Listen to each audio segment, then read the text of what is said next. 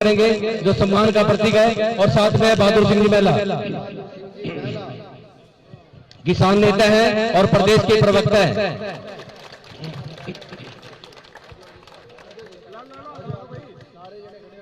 आपको मेरा सादर प्रणाम और सभी को मेरे राम राम। सबसे पहले तो मैं इस पगड़ी के बारे में बोलूं भाई, ये पगड़ी होती है मान सम्मान के लिए, और मान सम्मान कायम रहता है उसका जिसके हाथ में होती है ताकत। आज मेरे सिर पे जो पगड़ी रखी सारे गांव की ओर से भाइयों ने, इसके लिए मैं इनका आभार व्यक्त करता हूं और आपको आश्वस्त करता हूं इस पगड़ी का मान सम्मान मैं बनाए रखूंगा। साथ ही साथ मैं आपको ये कहूंगा 25 मई को आप मुझे पूरी ताकत दीजिए ताकि मैं इस पगड़ी का मान सम्मान और बुलंदियों तक ले जाऊं। दूसरी बात, हमारी ये सीट निकलती है, मैं पहले इस गांव में आया था, मैंने सारी बात समझाई थी कि कैसे हमारी सीट निकल रही है, कितनी वोटें हमारे पास है। 4 लाख वोट हमारे पास मेरे भाइयों हैं, हमारे से वह वोट फटी नहीं है, ये बढ़ी हुई है। मैं 4 लाख कम करके आपको बता रहा हूँ। इन्हीं वोटों के दम पे इंडिया गठबंधन के टाइम पे शोर था कि मराठा वीरेंद्र वर्मा अगर खट्टर के सामने आ गया तो खट्टर को हरा देगा।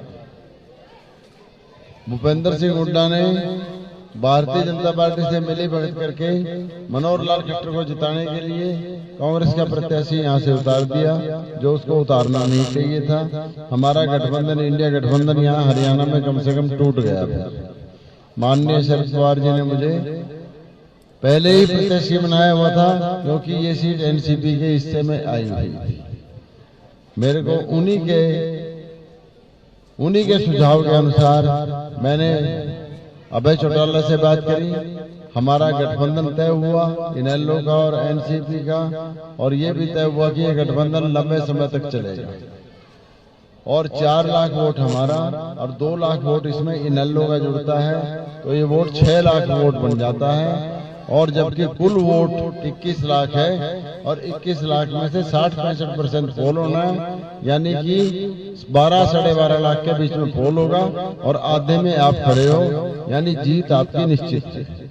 और हम यहाँ से सीट निकालते हैं मेरे भाइयों, और अभय चौटाला के कुरुक्षेत्र से सीट निकलती है तो हरियाणा की राजनीति में एकदम बदलाव होता है। आने वाले अक्टूबर नवंबर के महीने में हरियाणा के विधानसभा चुनावों में एनसीपी और इनेलो गठबंधन को पूर्ण बहुमत के साथ सरकार बनाने का मौका मिलता है। और भाई अभय सिंह चौटाला को हमने मुख्यमंत्री बनाने का फैसला लिया हुआ है। अब आगे मैं बताऊं आपको, आपने देखा होगा 2-3 दिन पहले जो सर्वे आया कि इस बार लोकसभा में किसी का बहुमत नहीं आ रहा है। ये भारतीय जनता पार्टी 150 सीटों के आसपास है, कांग्रेस 100 सीटों के आसपास है और बाकी सारी पार्टियां हैं। हमारी पार्टी के राष्ट्रीय अध्यक्ष माननीय शरद पवार जी, जो राजनीति के चाणक्य कहलाते हैं आज की, और नरेंद्र मोदी और अमित शाह ने जिनको तोड़ने पे कोई कसर नहीं छोड़ी, सारे के सारे उनका परिवार तोड़ दिया, सारी पार्टी तोड़ दी, लेकिन फिर भी आज मजबूती के साथ खड़े हुए हैं। मैं उनकी प्रखर बुद्धि के दम पे पूरे दावे के साथ आपको कह रहा हूं, जून के महीने में 2024 में निश्चित रूप से वह भारत के प्रधानमंत्री भी बनने जा रहे हैं। मेरे भाइयों, आपके वारे न्यारे हो जाएंगे अगर आपकी सीट निकल जाएगी। इस टाइम हम आपके बीच के हैं, बल्दी में और जाली में तो कोई अंतर नहीं है भाई, ठीक है, हम आपके बीच के हैं। और बाकी 2 प्रत्याशी कौन खड़े हैं? अभी मैंने पिछले गांव में पूछा मां कुटेल में, तो क्या बोले लोग, क्या बोले आपको तो नहीं पता। अभी कौन है भाई बाकी दो कौन है? दोनों के दोनों, देखो मेरी बात सुनो, रोहतक से आने वाले को क्या बोलोगे? रोहतकी, ठीक है। करनाल का जब जाएगा भाई उसको करनाली बोल देंगे, ठीक है कि नहीं है। जंग जिले से आने वाले को क्या बोलोगे? ठीक है ना। तो दोनों के दोनों आपको ही जाएंगे। अब आपने फैसला करना है भाई जंगी को वोट देनी है। दूसरों को कहने के लिए बात मैं आपको बता रहा हूँ, कोई भी बात करे आप जंगी को वोट दोगे। जाएंगे क्या किसी के काम आए भाई?